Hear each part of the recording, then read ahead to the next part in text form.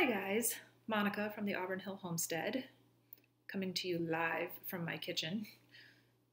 No, just kidding. This is pre-recorded, but not by that much. So anyway, realized that my soap supply has gotten very low, and I am using lotion all the time because the weather is literally sucking the moisture right out of my skin.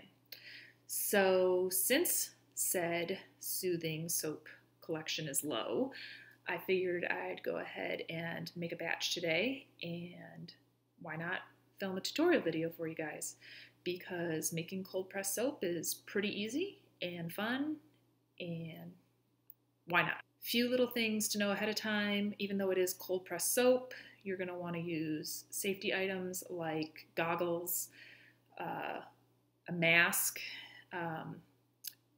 or you could do it outside, but since it's cold pressed, it doesn't really off gas that much, but rather be safe than sorry. And the biggest thing is gloves. You must wear gloves when doing this, or you could potentially very much burn your hands. So anyway, let's get started and I'll show you how to make a great batch of soap. The first step is to measure out 10.5 ounces of coconut oil and melt it. You will also need 21 ounces of olive oil. As you can see, I buy coconut and olive oil in bulk for our household. To aid in sudsing, add 1 ounce of castor oil.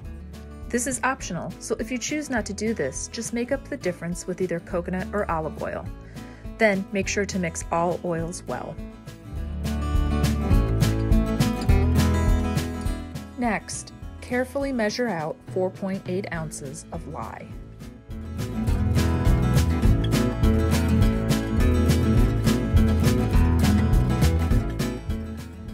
Last, you will need 5 ounces of frozen goat milk and 5 ounces of ice, or you could just use 10 ounces of ice. When combining lye with the liquid, always add in the lye to the liquid, and do not pour the liquids into the lye, or in this case, the ice. I opt to buy powdered goat's milk and reconstitute it. It is much more cost effective.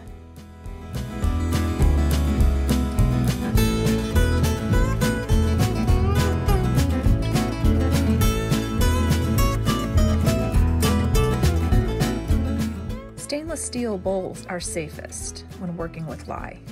Do not use aluminum bowls as they will react with the lye, or glass bowls as the lye could heat quickly and shatter the bowl. Some plastics are okay, but some are not, so make sure you know exactly which plastic you are working with. Again, stainless steel is the safest.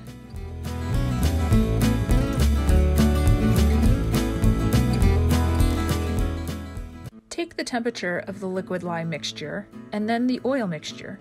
They should be within 10 degrees Fahrenheit of each other so saponification, or the conversion of fats into soap, can occur. Gently pour the lye water into your oils and using an emulsion blender, mix thoroughly.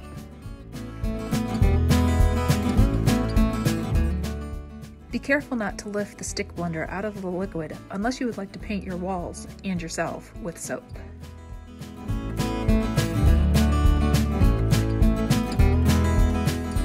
After mixing for a bit, check for trace.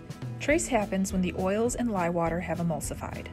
Lift the stick blender, and if the liquid has started coating it, you have reached a trace and saponification has happened. You now have soap.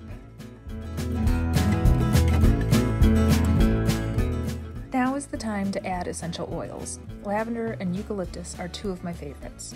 I add between 40 and 50 drops per soap batch, but the concentration is completely up to you.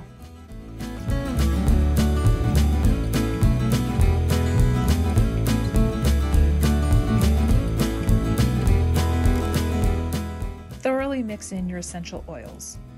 And once you have reached trace, you need to move a little quickly so the soap doesn't set up before going into your molds.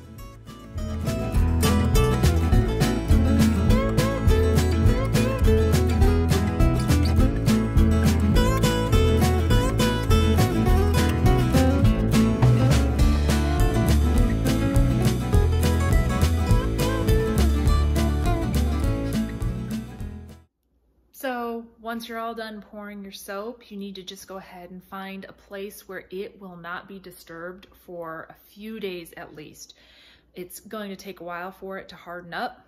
And then once it becomes hard enough to cut, go ahead and cut it and lay it out, and you need to let it cure for 4 to 6 weeks.